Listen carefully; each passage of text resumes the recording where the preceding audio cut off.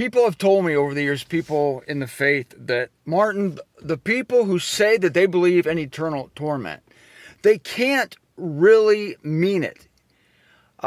It's impossible, because if you really believed it, people tell me they don't really believe it. And they say, because Martin, if people did believe in eternal torment, then they couldn't sleep at night. If they truly believed what they're saying, that God is going to eternally torment most of his creation, even if he does it for one of his creatures, that would be gross, but he's going to eternally torment most of his creation. Martin, they couldn't sleep at night. They would be out trying to save the world. They would be desperately knocking on doors.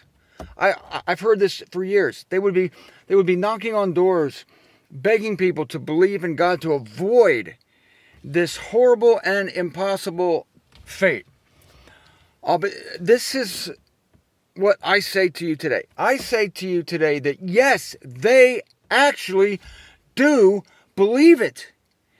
They believe it, but their hearts have been so calloused, and their consciences have been so, as Paul puts it, I'm going to go to this passage, cauterized, that is, burned. They have no really human feelings anymore for human beings. What happens today when an old woman is robbed on the sidewalk? Somebody snatches a purse of an old woman, or a man throws down a young girl and starts to beat her or rape her. People take out their cell phones and start recording it. There are legions of stories of people who stand by. Bystanders are literally bystanders.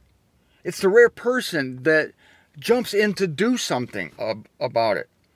This is the era we're living in. Not that hearts have not always been this way, or that consciences have not always been burned, but that today it's at epidemic proportions, and the faith is not spared. That is, those who claim to be of the faith. And I'm speaking specifically of people who can hear, and most people in church, they know the doctrine of eternal torment, and they believe it.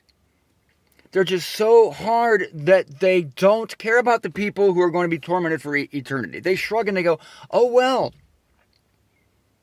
And these are people who, again, they look so nice, and they seem so calm on the outside and so sweet. But at the same time, they're acting so sweet. They believe that God will eternally torment most people, and they're okay with that.